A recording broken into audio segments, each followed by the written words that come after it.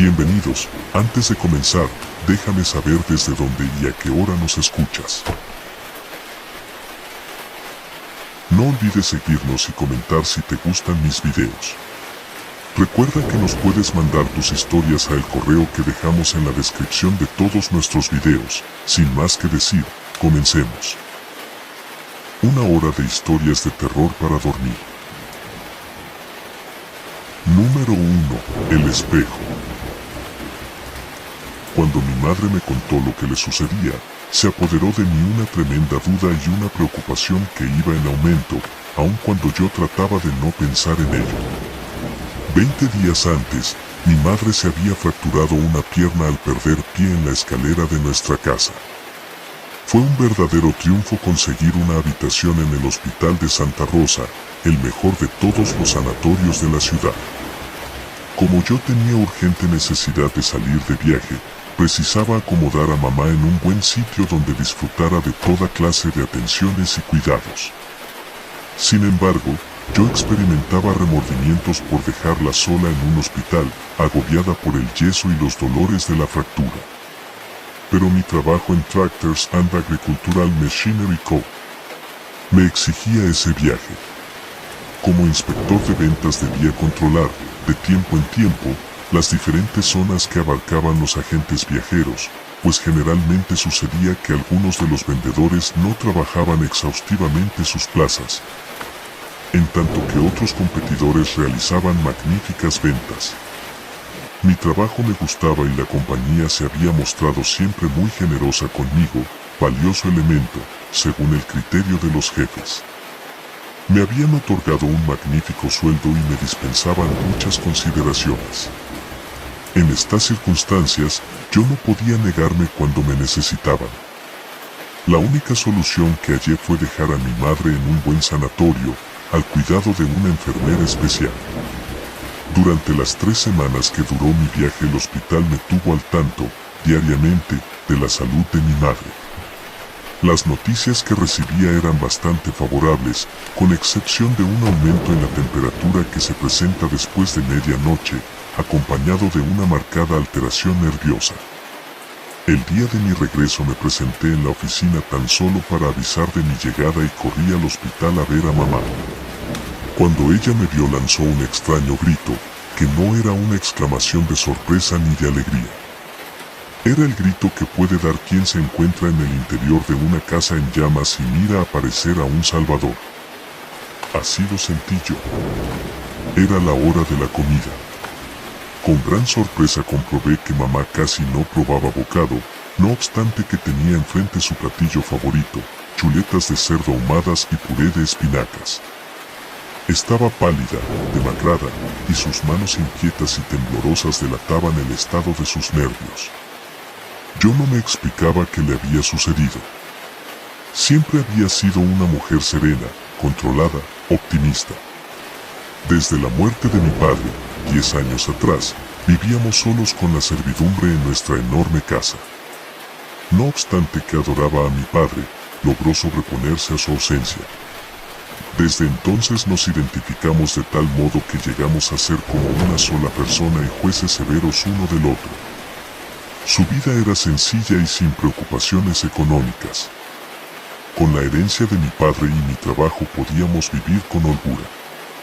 Los sirvientes se ocupaban totalmente de la casa y mi madre disponía de todo su tiempo, el cual distribuía en visitas, compras, el salón de belleza, bridge 1 o 2 veces por semana, teatro, cine. En 3 semanas mi madre había sufrido un cambio notable. Era una desconocida. Comprobé entonces aquella alteración nerviosa de la que me habían informado. Cuando la enfermera salió con la bandeja de la comida, casi intacta, me dijo de pronto en voz muy baja, pero llena de angustia y desesperación: querido mío, necesito hablarte. Me pasa algo terrible, pero nadie más debe saberlo. Nadie más ha de darse cuenta. Ven mañana, te lo suplico. A la 1 de la tarde. Cuando la enfermera salga a comer podremos hablar. La dejé, con la promesa de regresar al día siguiente. Muy preocupado por el aspecto de mi madre me fui a ver al médico que la atendía. La señora sufre de un agotamiento nervioso, ocasionado por la impresión de la caída, el traumatismo inevitable de los accidentes, me dijo, sin darle mucha importancia. Yo le expliqué entonces que mi madre nunca se había dejado impresionar a tal punto por nada. Hay que tomar en cuenta también la edad de su madre, dijo. Frecuentemente se ven casos de mujeres serenas y controladas que, cuando llegan a cierta edad, se tornan excitables y sufren manifestaciones histéricas. Salí del consultorio descontento y nervioso. Las opiniones del doctor no habían logrado convencerme. Aquella noche no dormí, ni pude ir a la oficina al día siguiente. Antes de la 1 estuve en el hospital. Mamá tenía los ojos enrojecidos e inflamados los párpados, supuse que había llorado. Al quedarnos solos me dijo: he vivido los días más angustiosos que puedas imaginar. Y solo a ti puedo confiar lo que me sucede. Tú serás el único juez que me salve o me condene. Ser el uno juez del otro lo habíamos jurado al morir mi padre. Creo que he perdido la razón, me dijo de pronto, con los ojos llenos de lágrimas. Le tomé las manos con ternura.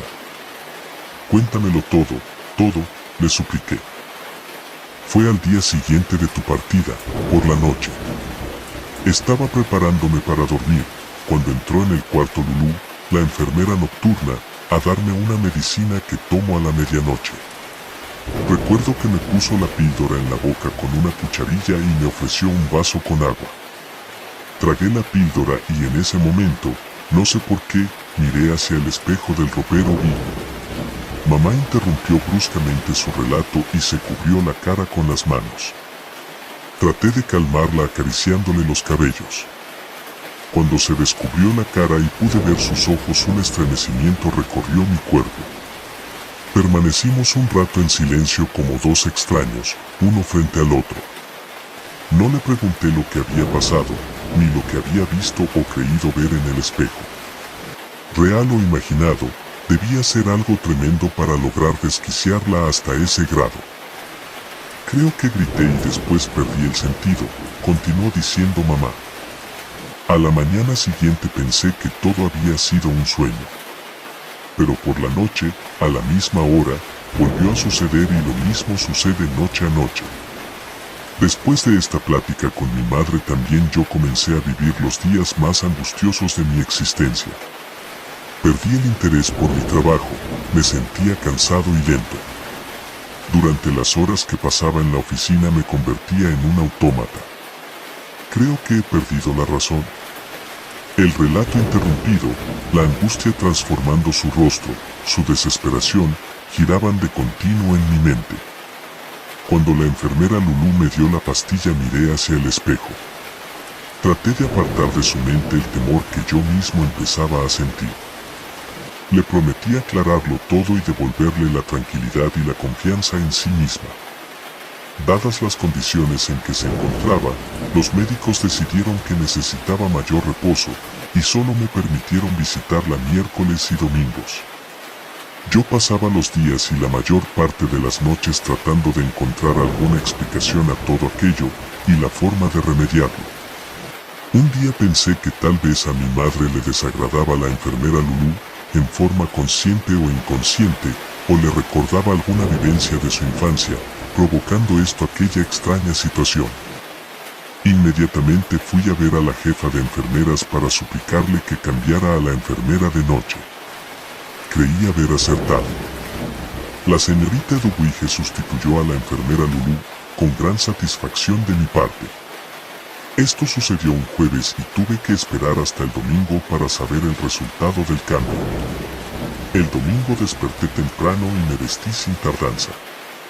Quería estar a las 10 en punto de la mañana en el hospital. Desayuné deprisa, bastante nervioso. Por el camino compré unos claveles. A mamá le gustaban mucho las flores y le entusiasmaba que se las obsequiaran. Se había hecho arreglar con todo cuidado para recibirme, pero ningún cosmético podía borrar las huellas del tormento interior que la estaba consumiendo. Y bien, Le dije cuando nos quedamos solos, ¿te ha sido simpática la nueva enfermera? Sí. Es educada, atenta, pero... ¿Pero qué? Sigue sucediendo lo mismo. No es ella ni la otra. Nadie tiene la culpa, es el espejo, el espejo. Esto fue todo lo que pude averiguar. Mamá no podía relatarme más. El solo recuerdo de aquello la desquiciaba totalmente. Nunca me había sentido más deprimido y desesperado que ese domingo, cuando salí del hospital. Entonces decidí cambiar a mi madre a otro sanatorio, no obstante que resultaba difícil su traslado y se corría el riesgo de estropear el yeso.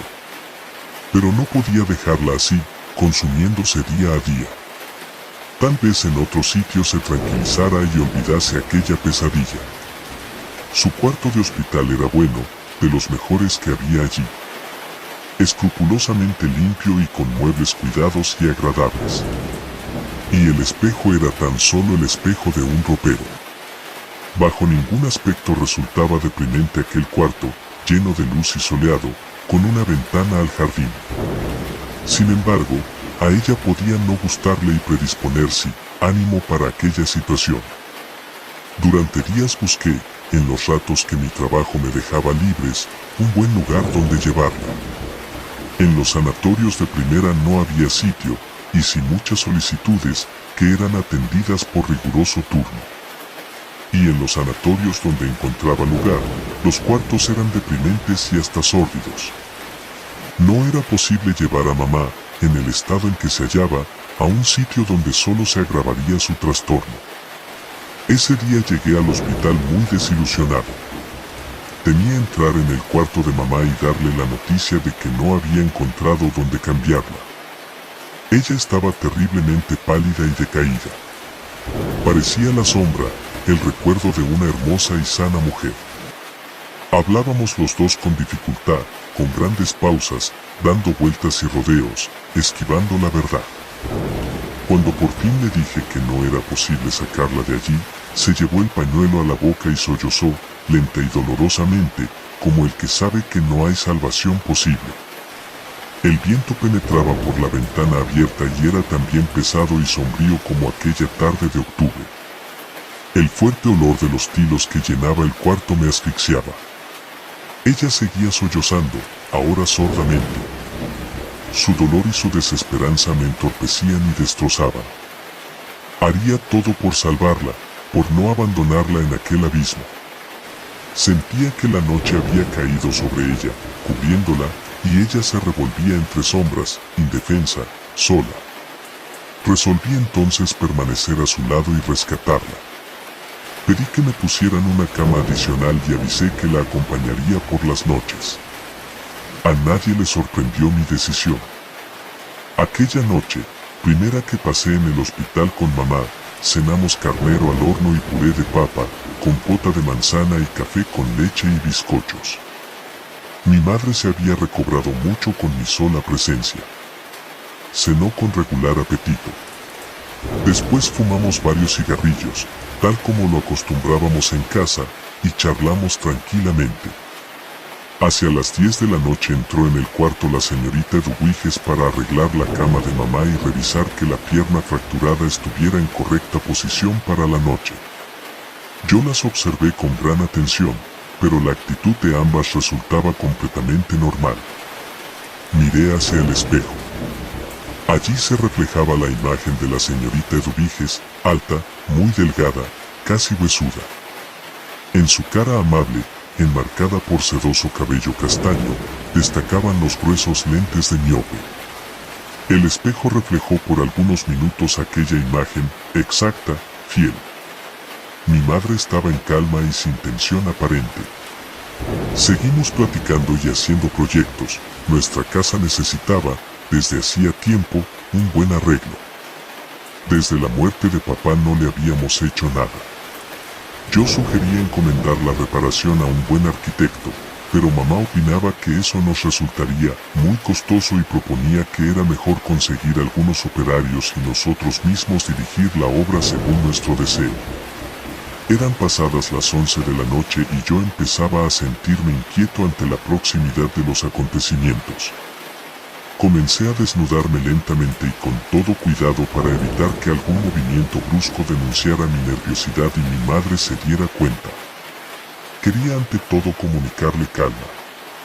Doblé los pantalones, siguiendo el hilo de la raya, y los coloqué sobre el respaldo de la silla, junto con el saco y la camisa.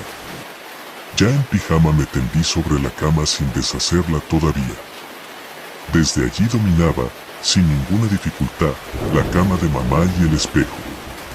Después de las 11:30 mamá comenzó a inquietarse.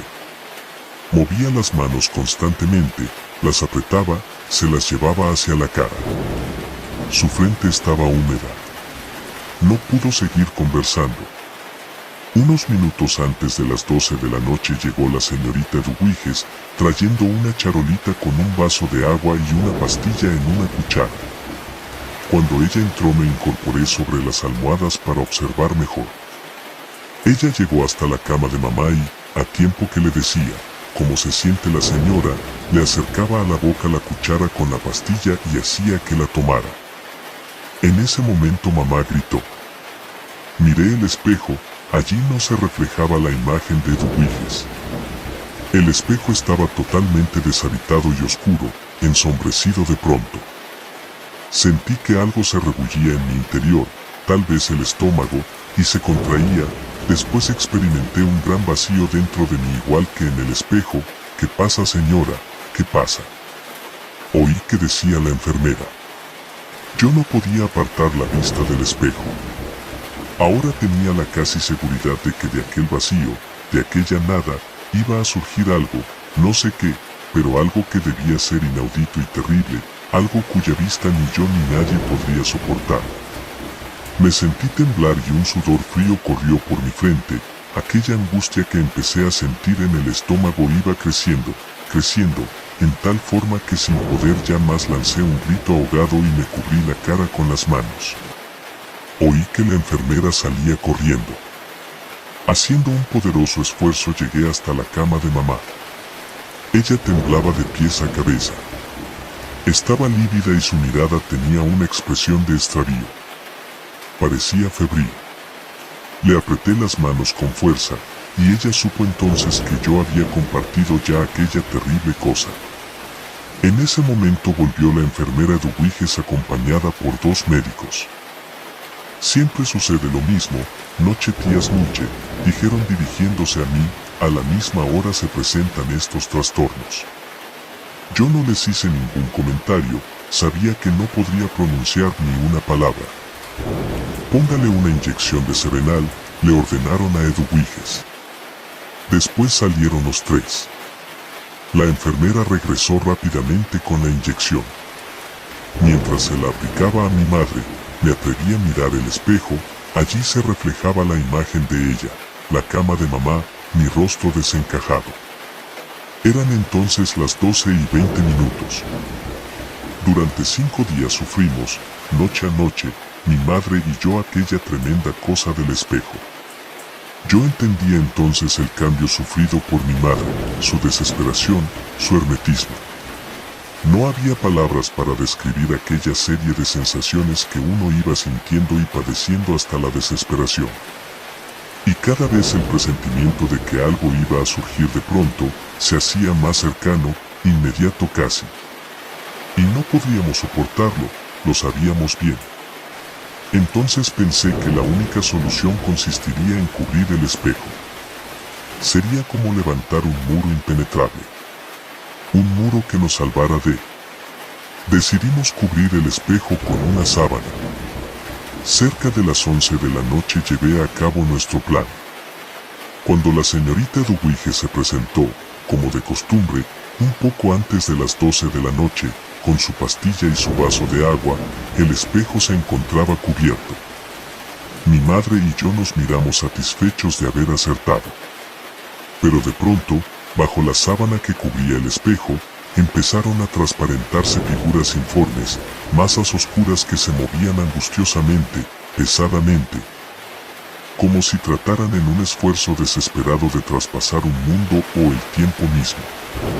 Entonces sentimos una oscura música dentro de nosotros mismos, una música dolorosa, como gemidos o gritos, tal vez sonidos inarticulados salidos de aquel mundo que habíamos clausurado por nuestra voluntad y temor. Nos descubrimos traspasados por 1000 espadas de música dolorosa y desesperada. A las 12:05 todo terminó. Desaparecieron las sombras bajo la sábana y la música cesó. El espejo quedó en calma. La señorita Edwige salió del cuarto sorprendida de que mamá no hubiera tenido su acostumbrado ataque.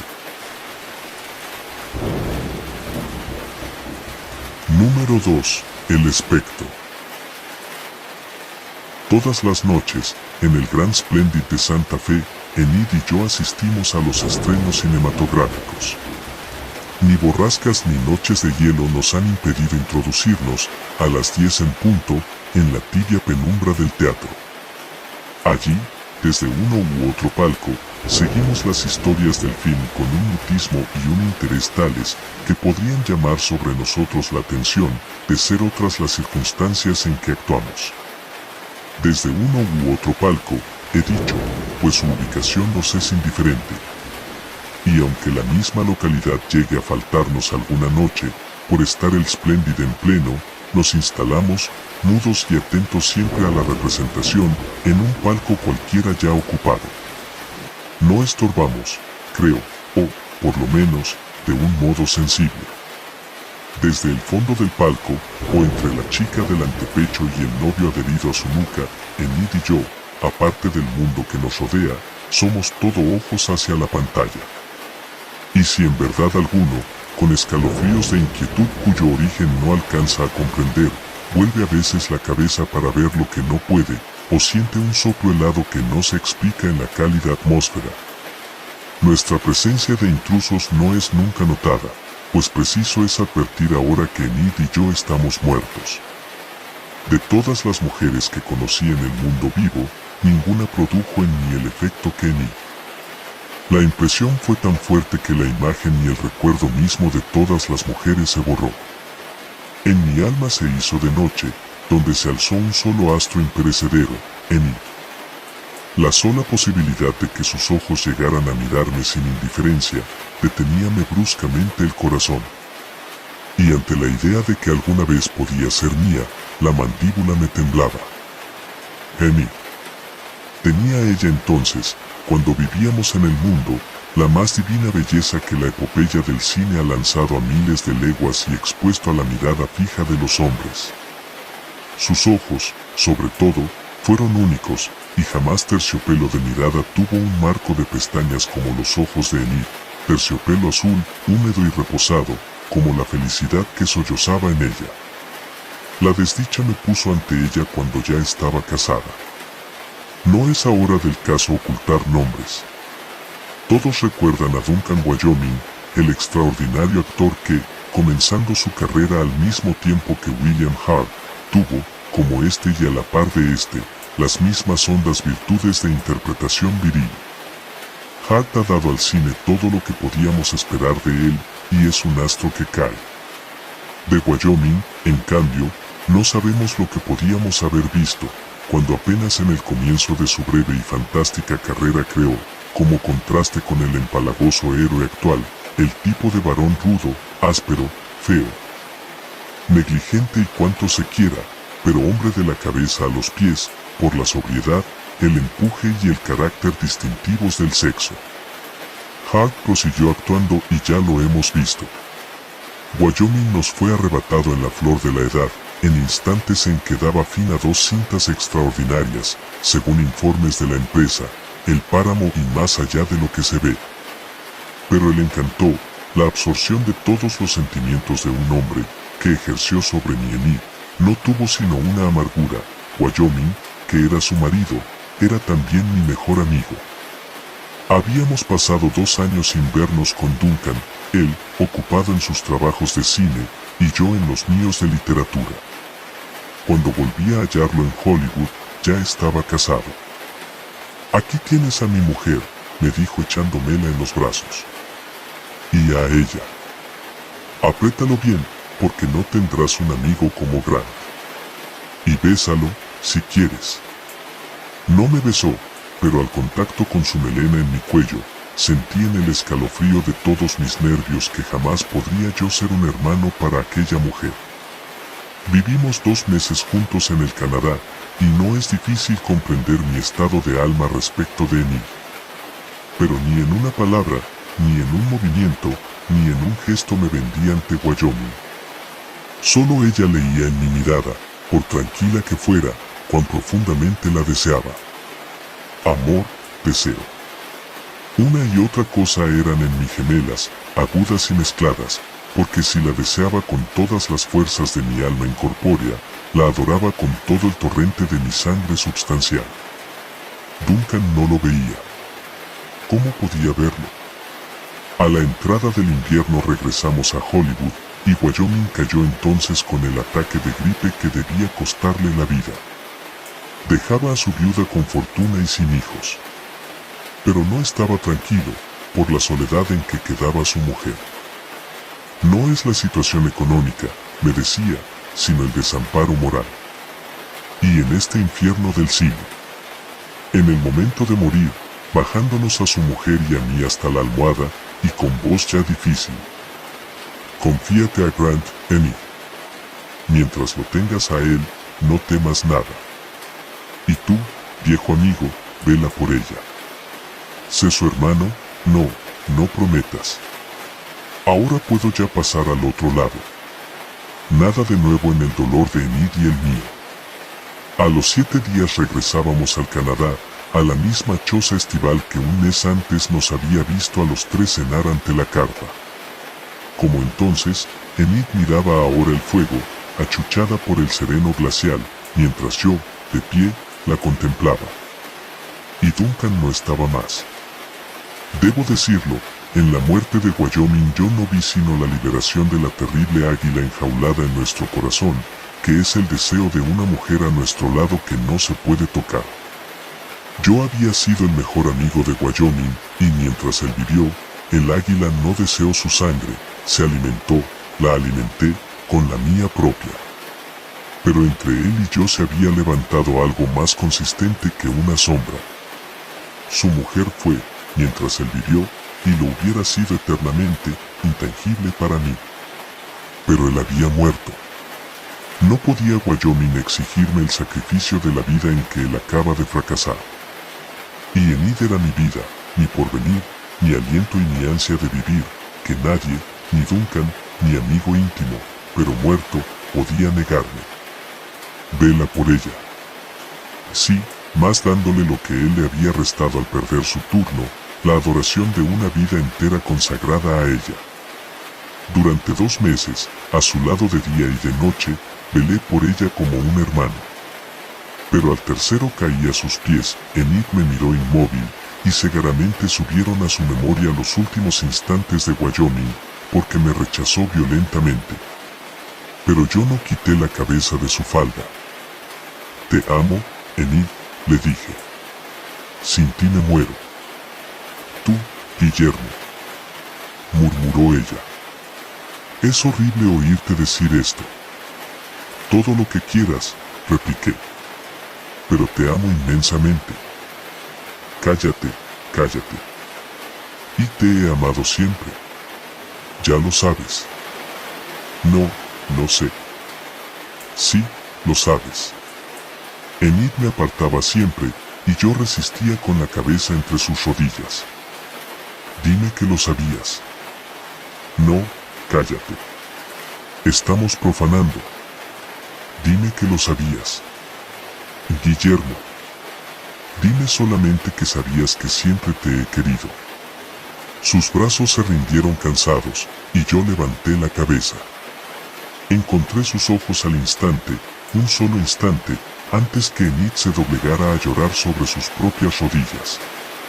La dejé sola, y cuando 1 hora después volví a entrar, blanco de nieve, nadie hubiera sospechado, al ver nuestro simulado y tranquilo afecto de todos los días, que acabábamos de tender hasta hacerla sangrar las cuerdas de nuestros corazones. porque en la alianza de Enid y Wyoming no había habido nunca amor. Faltóle siempre una llamarada de insensatez, extravío, injusticia, la llama de pasión que quema la moral entera de un hombre y abraza a la mujer en largos sollozos de fuego. Enid había querido a su esposo, nada más, y lo había querido, nada más que querido ante mí, que era la cálida sombra de su corazón, donde ardía lo que no le llegaba de Wyoming, y donde ella sabía iba a refugiarse todo lo que de ella no alcanzaba hasta él. La muerte, luego, dejando hueco que yo debía llenar con el afecto de un hermano. De hermano, a ella, Enid, que era mi sola sed de dicha en el inmenso mundo. A los 3 días de la escena que acabo de relatar regresamos a Hollywood. Y un mes más tarde se repetía exactamente la situación, yo de nuevo a los pies de Enid con la cabeza en sus rodillas, y ella queriendo evitarlo. Te amo cada día más, Enid. Guillermo. Dime que algún día me querrás. No. Dime solamente que estás convencida de cuánto te amo. No. Dímelo. Déjame. ¿No ves que me estás haciendo sufrir de un modo horrible? Y al sentirme temblar mudo sobre el altar de sus rodillas, bruscamente me levantó la cara entre las manos. Pero déjame, te digo. Déjame. ¿No ves que también te quiero con toda el alma y que estamos cometiendo un crimen? 4 meses justos, 120 días transcurridos apenas desde la muerte del hombre que ella amó, del amigo que me había interpuesto como un velo protector entre su mujer y un nuevo amor. Abrevio. Tan hondo y compenetrado fue el nuestro, que aún hoy me pregunto con asombro qué finalidad absurda pudieron haber tenido nuestras vidas de no habernos encontrado por bajo de los brazos de Wyoming. Una noche, estábamos en Nueva York, me enteré que se pasaba por fin El Páramo, una de las 2 cintas de que he hablado, y cuyo estreno se esperaba con ansiedad. Yo también tenía el más vivo interés de verla, y se lo propuse a Enid. ¿Por qué no? Un largo rato nos miramos, una eternidad de silencio, durante el cual el recuerdo galopó hacia atrás entre derrumbamiento de nieve y caras agónicas. Pero la mirada de Enid era la vida misma, y presto entre el terciopelo húmedo de sus ojos y los míos no me dio sino la dicha convulsiva de adorarnos. Y nada más.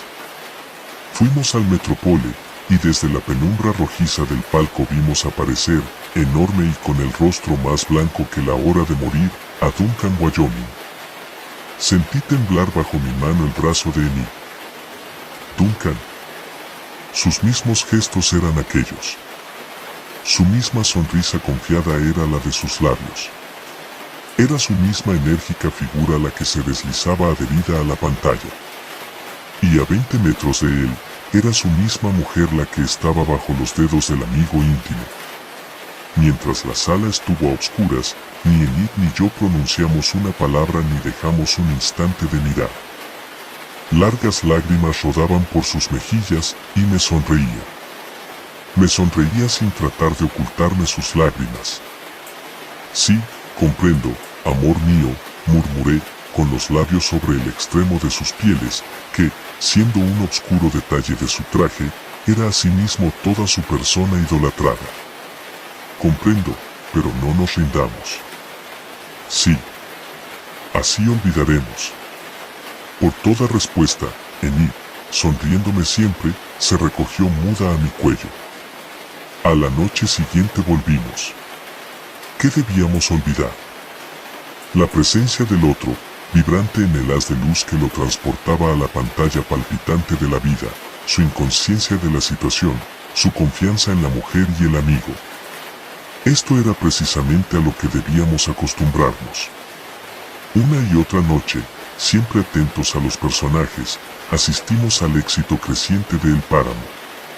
La actuación de Wyoming era sobresaliente y se desarrollaba en un drama de brutal energía, una pequeña parte de los bosques del Canadá y el resto en la misma Nueva York. La situación central constituía una escena en que Wyoming, herido en la lucha con un hombre, tiene bruscamente la revelación del amor de su mujer por ese hombre, a quien él acaba de matar por motivos aparte de este amor. Wyoming acababa de atarse un pañuelo a la frente. Y tendido en el diván, jadeando aún de fatiga, asistía a la desesperación de su mujer sobre el cadáver del amante. Pocas veces la revelación del derrumbe, la desolación y el odio han subido al rostro humano con más violenta claridad que en esa circunstancia a los ojos de Wyoming. La dirección del film había exprimido hasta la tortura aquel prodigio de expresión, y la escena se sostenía un infinito número de segundos. Cuando uno solo bastaba para mostrar al rojo blanco la crisis de un corazón en aquel estado. Enid y yo, juntos e inmóviles en la oscuridad, admirábamos como nadie al muerto amigo, cuyas pestañas nos tocaban casi cuando Wyoming venía desde el fondo a llenar él solo la pantalla. Y al alejarse de nuevo a la escena del conjunto, la sala entera parecía estirarse en perspectiva. Y Enid y yo, con un ligero vértigo por este juego, sentíamos aún el roce de los cabellos de Duncan que habían llegado a rozarnos. ¿Por qué continuábamos yendo al Metropole? ¿Qué desviación de nuestras conciencias nos llevaba allá noche a noche a empapar en sangre nuestro amor inmaculado? ¿Qué presagio nos arrastraba como a sonámbulos ante una acusación alucinante que no se dirigía a nosotros, puesto que los ojos de Wyoming estaban vueltos al otro lado? ¿A dónde miraban? No sé a dónde, a un palco cualquiera de nuestra izquierda. Pero una noche noté, lo sentí en la raíz de los cabellos, que los ojos se estaban volviendo hacia nosotros. Enid debió de notarlo también, porque sentí bajo mi mano la honda sacudida de sus hombros. Hay leyes naturales, principios físicos que nos enseñan cuán fría magia es esa de los espectros fotográficos danzando en la pantalla, remedando hasta en los más íntimos detalles una vida que se perdió. Esa alucinación en blanco y negro es solo la persistencia helada de un instante, el relieve inmutable de un segundo vital.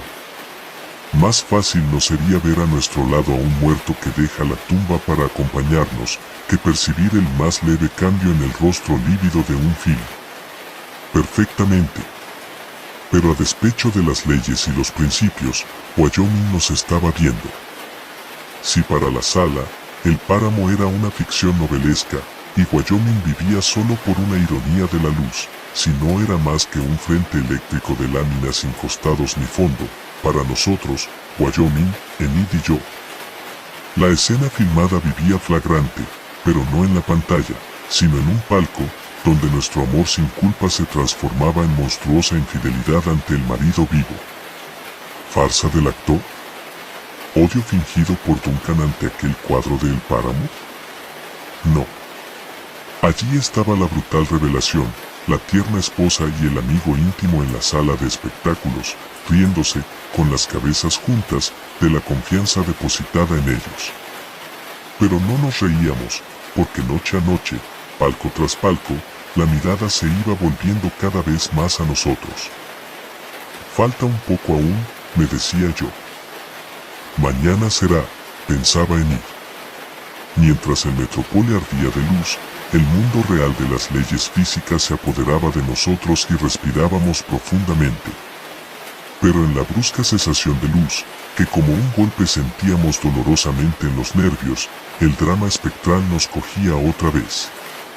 A 1000 leguas de Nueva York, encajonado bajo tierra, estaba tendido sin ojos Duncan Wyoming. Más su sorpresa ante el frenético olvido de Enid, su ira y su venganza estaban vivas allí, encendiendo el rastro químico de Wyoming, moviéndose en sus ojos vivos, que acababan, por fin, de fijarse en los nuestros. Enid ahogó un grito y se abrazó desesperadamente a mí. Guillermo. Cállate, por favor. Es que ahora acaba de bajar una pierna del diván. Sentí que la piel de la espalda se me erizaba, y miré. Con lentitud de fiera y los ojos clavados sobre nosotros, Wyoming se incorporaba del diván.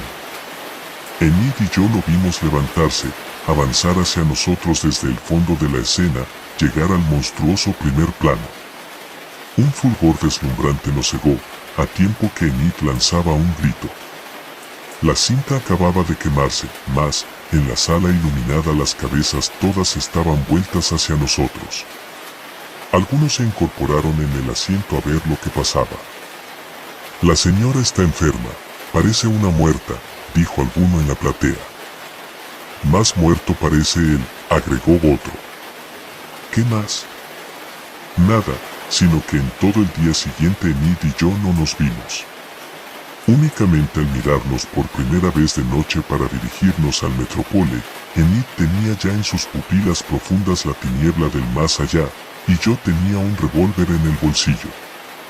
No sé si alguno en la sala reconoció en nosotros a los enfermos de la noche anterior. La luz se apagó, se encendió y tornó a apagarse, sin que lograra reposarse una sola idea normal en el cerebro de Guillermo Grant, y sin que los dedos crispados de este hombre abandonaran un instante el gatillo. Yo fui toda la vida dueño de mí. Lo fui hasta la noche anterior, cuando contra toda justicia un frío espectro que desempeñaba su función fotográfica de todos los días crió dedos estranguladores para dirigirse a un palco a terminar el film. Como en la noche anterior, nadie notaba en la pantalla algo anormal, y es evidente que Wyoming continuaba jadeante adherido al diván. Pero Enid entre mis brazos, tenía la cara vuelta a la luz, pronta para gritar. Cuando Wyoming se incorporó por fin, yo lo vi adelantarse, crecer, llegar al borde mismo de la pantalla, sin apartar la mirada de la mía. Lo vi desprenderse, venir hacia nosotros en el haz de luz, venir en el aire por sobre las cabezas de la platea, alzándose, llegar hasta nosotros con la cabeza vendada. Lo vi extender las arpas de sus dedos, a tiempo que Enid lanzaba un horrible alarido, de esos en que con una cuerda vocal se ha rasgado la razón entera, e hice fuego. No puedo decir qué pasó en el primer instante, pero en pos de los primeros momentos de confusión y de humo, me vi con el cuerpo colgado fuera del antepecho, muerto. Desde el instante en que Wyoming se había incorporado en el diván, dirigí el cañón del revólver a su cabeza. Lo recuerdo con toda nitidez. Y era yo quien había recibido la bala en la sien. Estoy completamente seguro de que quise dirigir el arma contra Duncan. Solamente que, creyendo apuntar al asesino, en realidad apuntaba contra mí mismo. Fue un error, una simple equivocación, nada más, pero que me costó la vida. 3 días después Enid quedaba a su vez desalojada de este mundo. Y aquí concluye nuestro idilio. Pero no ha concluido aún. No son suficientes un tiro y un espectro para desvanecer un amor como el nuestro. Más allá de la muerte, de la vida y de sus rencores, Enid y yo nos hemos encontrado. Invisibles dentro del mundo vivo, Enid y yo estamos siempre juntos, esperando el anuncio de otro estreno cinematográfico. Hemos recorrido el mundo. Todo es posible esperar menos que el más leve incidente de un film pase inadvertido a nuestros ojos. No hemos vuelto a ver más el páramo. La actuación de Wyoming en él no puede ya depararnos sorpresas, fuera de las que tan dolorosamente pagamos. Ahora nuestra esperanza está puesta en más allá de lo que se ve. Desde hace 7 años la empresa filmadora anuncia su estreno y hace 7 años que Enid y yo esperamos. Duncan es su protagonista, pero no estaremos más en el palco, por lo menos en las condiciones en que fuimos vencidos. En las presentes circunstancias, Duncan puede cometer un error que nos permita entrar de nuevo en el mundo visible, del mismo modo que nuestras personas vivas, hace 7 años, le permitieron animar la helada lámina de su film. Enid y yo ocupamos ahora, en la niebla invisible de lo incorpóreo, el sitio privilegiado de acecho que fue toda la fuerza de Wyoming en el drama anterior. Si sus celos persisten todavía, si se equivoca al vernos y hace en la tumba el menor movimiento hacia afuera, nosotros nos aprovecharemos. La cortina que separa la vida de la muerte no se ha descorrido únicamente en su favor, y el camino está entreabierto. Entre la nada que ha disuelto lo que fue Wyoming y su eléctrica resurrección, queda un espacio vacío. Al más leve movimiento que efectúe el actor, apenas se desprenda de la pantalla, Enid y yo nos deslizaremos como por una fisura en el tenebroso corredor. Pero no seguiremos el camino hacia el sepulcro de Wyoming, iremos hacia la vida, entraremos en ella de nuevo. Y es el mundo cálido del que estamos expulsados, el amor tangible y vibrante de cada sentido humano, lo que nos espera entonces a Enid y a mí. Dentro de un mes o de un año, ella llegará.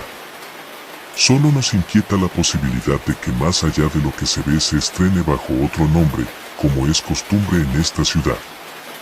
Para evitarlo, no perdemos un estreno. Noche a noche entramos a las 10 en punto en el Grand Splendid, donde nos instalamos en un palco vacío o ya ocupado, indiferentemente. Número 3. Cuando hablábamos con los muertos. A esa edad suena música en la cabeza, todo el tiempo, como si transmitiera una radio en la nuca, bajo el cráneo. Esa música un día empieza a bajar de volumen o sencillamente se detiene.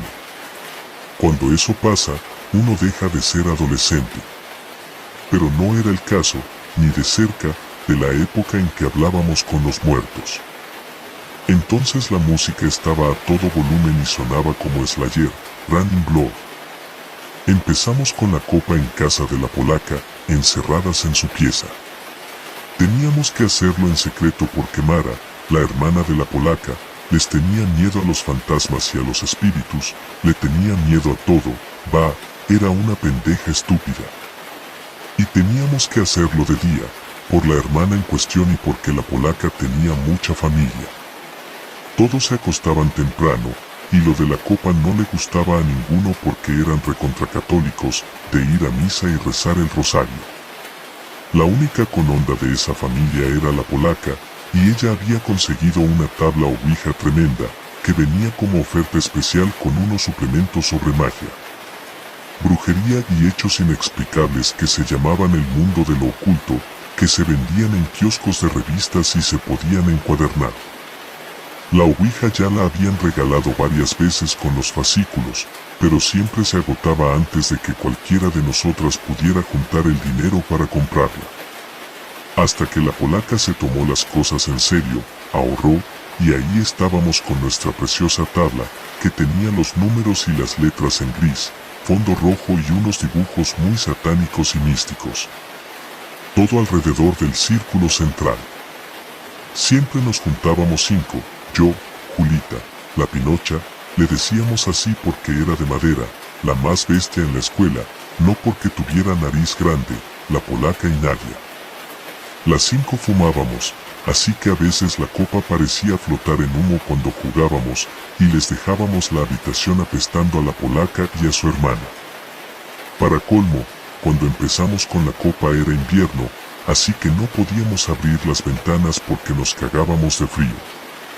Así, encerradas entre humo y con la copa totalmente enloquecida, nos encontró Dalila, la madre de la polaca, y nos sacó a patadas. Yo pude recuperar la tabla y me la quedé desde entonces, y Julita evitó que se partiera la copa, lo cual hubiera sido un desastre para la pobre polaca y su familia. Porque el muerto con el que estábamos hablando justo en ese momento parecía malísimo, hasta había dicho que no era un muerto espíritu, nos había dicho que era un ángel caído. Igual, a esa altura, ya sabíamos que los espíritus eran muy mentirosos y mañosos, y no nos asustaban más con trucos berretas, como que adivinaran cumpleaños o segundos nombres de abuelos. Las 5 nos curamos con sangre, hinchándonos el dedo con una aguja, que ninguna movía la copa, y yo confiaba en que era así. Yo no la movía, nunca la moví, y creo de verdad que mis amigas tampoco. Al principio, a la copa siempre le costaba arrancar, pero cuando tomaba envión parecía que había un imán que la unía a nuestros dedos, ni la teníamos que tocar, jamás la empujábamos, ni siquiera apoyábamos un poco el dedo. Se deslizaba sobre los dibujos místicos y las letras tan rápido que a veces ni hacíamos tiempo de anotar las respuestas a las preguntas. Una de nosotras, siempre, era la que tomaba nota. En el cuaderno especial que teníamos para eso. Cuando nos descubrió la loca de la madre de la polaca, que nos acusó de satánicas y putas y habló con nuestros padres, fue un garronazo. Tuvimos que parar un poco con el juego, porque se hacía difícil encontrar otro lugar donde seguir. En mi casa, imposible. Mi mamá estaba enferma en esa época y no quería a nadie en casa, apenas nos aguantaba a la abuela y a mí. Directamente me mataba si traía compañeras de la escuela. En lo de Julita no daba, porque el departamento donde vivía con sus abuelos y su hermanito tenía un solo ambiente. Lo dividían con un ropero para que hubiera 2 piezas, digamos, pero era ese espacio solo. Sin intimidad para nada. Después quedaban solamente la cocina y el baño, y un balconcito lleno de plantas de aloe vera y coronas de Cristo, imposible por donde se lo mirara. Lo de Nadia era imposible porque quedaba en la villa. Las otras 4 no vivíamos en barrios muy copados, pero nuestros padres no nos iban a dejar ni en pedo pasar la noche en la villa. Para ellos era demasiado. Nos podríamos haber escapado sin decirles, pero la verdad es que también nos daba un poco de miedo ir. Nadia, además, no nos mentía, nos contaba que era muy brava la villa, y que ella se quería ir lo antes que pudiera, porque estaba harta de oír los tiros a la noche y los gritos de los guachos repasados. Y de que la gente tuviera miedo de visitarla, quedaba nomás lo de la Pinocha. El único problema con su casa era que quedaba muy lejos. Había que tomar 2 colectivos y convencer a nuestros viejos de que nos dejaran ir hasta allá, a la Loma del Orto. Pero lo logramos. Los padres de la Pinocha no daban bola, así que en su casa no corríamos el riesgo de que nos sacaran a patadas hablando de Dios. Y la Pinocha tenía su propia habitación, porque sus hermanas ya se habían ido de la casa. Por fin, una noche de verano las 4 conseguimos el permiso y nos fuimos hasta lo de la Pinocha. Era lejos de verdad, la calle donde quedaba su casa no estaba asfaltada y había zanja al lado de la vereda. Tardamos como 2 horas en llegar. Pero cuando llegamos enseguida nos dimos cuenta de que era la mejor idea del mundo haberse mandado hasta allá. La pieza de la Pinocha era muy grande, había una cama matrimonial y cuchetas. Nos podíamos acomodar las 5 para dormir sin problema. Era una casa fea porque todavía estaba en construcción, con el revoque sin pintar, las bombitas colgando de los feos cables negros, sin lámparas, el piso de cemento nomás, sin azulejos ni madera ni nada. Pero era muy grande, tenía terraza y fondo con parrilla, y era mucho mejor que cualquiera de nuestras casas. Vivir tan lejos no estaba bueno, pero si era para tener una casa así, aunque estuviera incompleta, valía la pena. Allá afuera, lejos de la ciudad, el cielo de la noche se veía azul marino, había luciérnagas y el olor era diferente, una mezcla de pasto quemado y río. La casa de la Pinocha tenía todo rejas alrededor, eso sí, y también la cuidaba un perro negro grandote, creo que un rottweiler, con el que no se podía jugar porque era bravo. Vivir lejos parecía un poco peligroso, pero la Pinocha nunca se quejaba. A lo mejor porque el lugar era tan diferente, porque esa noche nos sentíamos distintas en la casa de la Pinocha, con los padres que escuchaban a los redondos y tomaban cerveza, mientras el perro les ladraba a las sombras. A lo mejor por eso Julita blanqueó y se animó a decirnos con qué muertos quería hablar ella. Julita quería hablar con su mamá y su papá. Estuvo buenísimo que Julita finalmente abriera la boca sobre sus viejos, porque nosotras no nos animábamos a preguntarle. En la escuela se hablaba mucho del tema, pero nadie se lo había dicho nunca en la cara, y nosotras saltábamos para defenderla si alguien decía una pelotudez. La cuestión es que todos sabían que los viejos de Julita no se habían muerto en un accidente, los viejos de Julita habían desaparecido. Estaban desaparecidos, eran desaparecidos. Nosotras no sabíamos bien cómo se decía. Julita decía que se los habían llevado, porque así hablaban sus abuelos. Se los habían llevado y por suerte habían dejado a los chicos en la pieza, no se habían fijado en la pieza capaz, igual, Julita y su hermano no se acordaban de nada, ni de esa noche ni de sus padres tampoco. Julita los quería encontrar con la tabla, o preguntarle a algún otro espíritu si los había visto. Además de tener ganas de hablar con ellos, quería saber dónde estaban los cuerpos. Porque eso tenía locos a sus abuelos. Su abuela lloraba todos los días por no tener donde llevar una flor. Pero además Julita era muy tremenda. Decía que si encontrábamos los cuerpos, si nos daban la data y era posta, teníamos que ir a la tele o los diarios, y nos hacíamos más que famosas, nos iba a querer todo el mundo. A mí por lo menos me pareció re fuerte esa parte de sangre fría de Julita, pero pensé que estaba bien, cosa de ella. Lo que sí, nos dijo, teníamos que empezar a pensar en otros desaparecidos conocidos, para que nos ayudaran. En un libro sobre el método de la tabla habíamos leído que ayudaba a concentrarse en un muerto conocido, recordar su olor, su ropa, sus gestos, el color de su pelo, hacer una imagen mental. Entonces era más fácil que el muerto de verdad viniera. Porque a veces venían muchos espíritus falsos que mentían y te quemaban la cabeza. Era difícil distinguir. La polaca dijo que el novio de su tía estaba desaparecido, se lo habían llevado durante el mundial.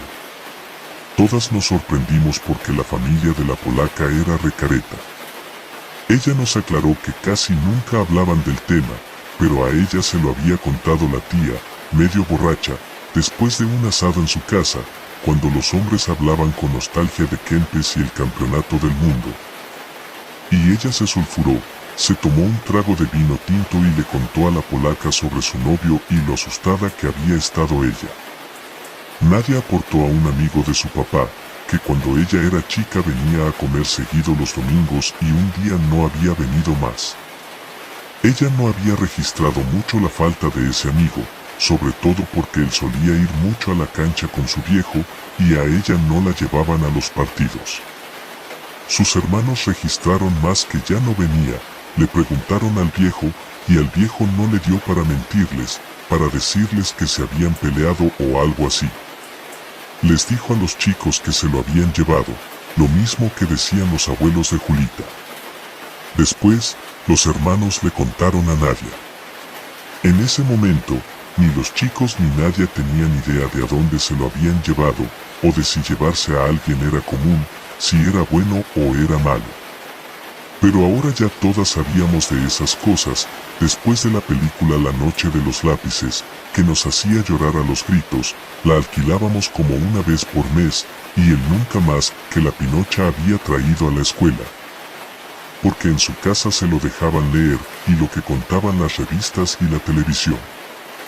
Yo aporté a mi vecino del fondo, un vecino que había estado ahí poco tiempo, menos de un año, que salía poco a la calle pero nosotros lo podíamos ver paseando por el fondo. La casa tenía un parquecito atrás. No me lo acordaba mucho, era como un sueño, tampoco se la pasaba en el patio, pero una noche lo vinieron a buscar y mi vieja se lo contaba a todo el mundo, decía que por poco, por culpa de ese hijo de puta. Casi nos llevan también a nosotras. A lo mejor porque ella lo repetía tanto a mí se me quedó grabado el vecino, y no me quedé tranquila hasta que otra familia se mudó a esa casa, y me di cuenta de que él no iba a volver más. La Pinocha no tenía ninguno que aportar, pero llegamos a la conclusión de que con todos los muertos que ya teníamos era suficiente. Esa noche jugamos hasta las 4 de la mañana, a esa hora ya empezamos a bostezar y a tener la garganta rasposa de tanto fumar. Y lo más fantástico fue que los padres de la Pinocha ni vinieron a tocar la puerta para mandarnos a la cama. Me parece, no estoy segura porque la ouija consumía mi atención, que estuvieron mirando tele o escuchando música hasta la madrugada, también. Después de esa primera noche, conseguimos permiso para ir a lo de la Pinocha 2 veces más, en el mismo mes. Era increíble. Pero los padres o responsables de todas habían hablado por teléfono con los viejos de la Pinocha, y por algún motivo la charla los dejó recontra tranquilos. El problema era otro, nos costaba hablar con los muertos que queríamos. Daban muchas vueltas, les costaba decidirse por el sí o por el no, y siempre llegaban al mismo lugar, Nos contaban dónde habían estado secuestrados, y ahí se quedaban. No nos podían decir si los habían matado ahí, o si los llevaron a algún otro lugar, nada. Daban vueltas después y se iban. Era frustrante. Creo que hablamos con mi vecino, pero después de escribir Pozo de Arana, se fue. Era él, seguro, nos dijo su nombre, lo buscamos en el Nunca Más y ahí estaba, en la lista. Nos cagamos en las patas, era el primer muerto posta a posta con el que hablábamos. Pero de los padres de Julita, nada. Fue la cuarta noche en lo de la Pinocha cuando pasó lo que pasó. Habíamos logrado comunicarnos con uno que conocía al novio de la tía de la polaca, habían estudiado juntos, decía. El muerto con el que hablamos se llamaba Andrés, y nos dijo que no se lo habían llevado ni había desaparecido, él mismo se había escapado a México, y ahí se murió después, en un accidente de coche, nada que ver. Bueno, este Andrés tenía re buena onda, y le preguntamos por qué todos los muertos se iban cuando les preguntamos a dónde estaban sus cuerpos. Nos dijo que algunos se iban porque no sabían dónde estaban, entonces se ponían nerviosos, incómodos. Pero otros no contestaban porque alguien los molestaba. Una de nosotras. Quisimos saber por qué, y nos dijo que no sabía el motivo, pero que era así, una de nosotras estaba de más. Después, el espíritu se fue. Nos quedamos pensando un toque en eso, pero decidimos no darle importancia. Al principio, en nuestros primeros juegos con la tabla, siempre le preguntábamos al espíritu que venía si alguien molestaba. Pero después dejamos de hacerlo porque a los espíritus les encantaba molestar con eso, y jugaban con nosotras, primero decían Nadia, después decían no, con Nadia está todo bien, la que molesta es Julita. Y así nos podían tener toda la noche poniendo y sacando el dedo de la copa, y o hasta yéndonos de la habitación, porque los guachos no tenían límites en sus pedidos. Lo de Andrés nos impresionó tanto, igual, que decidimos repasar la conversación anotada en el cuaderno, mientras destapábamos una cerveza. Entonces tocaron a la puerta de la pieza. Nos sobresaltamos un poco, porque los padres de la Pinocha nunca molestaban. ¿Quién es?, dijo la Pinocha, y la voz le salió un poco tembleque. Todas teníamos un poco de cagazo, la verdad. Leo, ¿puedo pasar? Dale, boludo. La Pinocha se levantó de un salto y abrió la puerta. Leo era su hermano mayor, que vivía en el centro y visitaba a los viejos nomás los fines de semana, porque trabajaba todos los días. Y no todos los fines de semana, porque a veces estaba demasiado cansado. Nosotras lo conocíamos porque antes, cuando éramos más chicas, en primer y segundo año, a veces él iba a buscar a la Pinocha a la escuela, cuando los viejos no podían. Después empezamos a usar el colectivo, ya estábamos grandes. Una lástima, porque dejamos de ver a Leo, que estaba fuertísimo, un morocho de ojos verdes con cara de asesino, para morirse. Esa noche, en la casa de la Pinocha, estaba tan lindo como siempre. Todas suspiramos un poco y tratamos de esconder la tabla, nomás para que él no pensara que éramos raras. Pero no le importó. ¿Jugando a la copa? Es jodido eso, a mí me da miedo, revalientes las pendejas, dijo. Y después, la miró a su hermana, pendeja, ¿me ayudas a bajar de la camioneta unas cosas que les traje a los viejos? Mamá ya se fue a acostar y el viejo está con dolor de espalda. Qué ganas de joder que tenés, es retarde. Y bueno, me pude venir a esta hora, ¿qué querés? Se me hizo tarde. Copate, que si dejo las cosas en la camioneta me las pueden afanar. La Pinocha dijo bueno con mala onda, y nos pidió que esperáramos. Nos quedamos sentadas en el suelo alrededor de la tabla, hablando en voz baja de lo lindo que era Leo, que ya debía tener como 23 años, era mucho más grande que nosotras. La Pinocha tardaba, nos extrañó. A la media hora, Julita propuso ir a ver qué pasaba. Y entonces todo pasó muy rápido, casi al mismo tiempo. La copa se movió sola. Nunca habíamos visto una cosa así. Solita, ninguna de nosotras tenía el dedo encima, ni cerca. Se movió y escribió muy rápido, ya está. ¿Ya está? ¿Qué cosa ya está? Enseguida, un grito desde la calle, desde la puerta, la voz de la Pinocha. Salimos corriendo a ver qué pasaba, y la vimos abrazada a la madre, llorando, las dos sentadas en el sillón al lado de la mesita del teléfono. En ese momento no entendimos nada, pero después, cuando se tranquilizó un poco la cosa, reconstruimos más o menos. La Pinocha había seguido a su hermano hasta la vuelta de la casa. Ella no entendía por qué había dejado la camioneta ahí, si había lugar por todos lados, pero él no le contestó. Se había puesto distinto cuando salieron de la casa, se había puesto mala onda, no le hablaba. Cuando llegaron a la esquina, él le dijo que esperara ahí, según la Pinocha, desapareció. Estaba oscuro, así que podía ser que hubiera caminado unos pasos y ya se perdiera de vista, pero según ella había desaparecido. Esperó un rato a ver si volvía, pero como tampoco estaba la camioneta, le dio miedo. Volvió a la casa y encontró a los viejos despiertos, en la cama. Les contó que había venido Leo, que estaba súper raro, que le había pedido bajar algunas cosas de la camioneta. Los viejos la miraron como si estuviera loca. Leo no vino, nena, ¿de qué estás hablando? Mañana trabaja temprano. La Pinocha empezó a temblar de miedo y decir era Leo, y entonces su papá se calentó, le gritó si estaba drogada o qué. La mamá, más tranquila, le dijo, hagamos una cosa, lo llamamos a Leo a la casa. Debe estar durmiendo ahí. Ella también dudaba un poco ahora, porque veía que la Pinocha estaba muy segura y muy alterada. Llamó, y después de un rato largo Leo la atendió, puteando, porque estaba en el quinto sueño, dormido.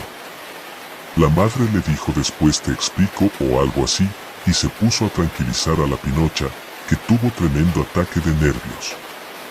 Hasta la ambulancia vino, porque la Pinocha no paraba de gritar que esa cosa la había tocado, el brazo sobre los hombros, como en un abrazo que a ella le dio más frío que calor, y que había venido porque ella era la que molestaba. Julita me dijo, al oído, es que a ella no le desapareció nadie. Le dije que se callara la boca, pobre Pinocha. Yo también tenía mucho miedo. Si no era Leo, ¿quién era? Porque esa persona que había venido a buscar a la Pinocha era tal cual su hermano, como un gemelo idéntico, ella no había dudado. ¿Quién era? Yo no quería acordarme de sus ojos. No quería volver a jugar a la copa ni volver a lo de la Pinocha. Nunca volvimos a juntarnos. La Pinocha quedó mal y los padres nos acusaban, pobres, tenían que acusar a alguien y decían que le habíamos hecho una broma pesada, que la había dejado medio loca. Pero todos sabíamos que no era así, que la habían venido a buscar porque, como nos dijo el muerto Andrés, ella molestaba. Y así se terminó la época en que hablábamos con los muertos. No olvides seguirnos, dar like y mandar tu historia. Nos vemos.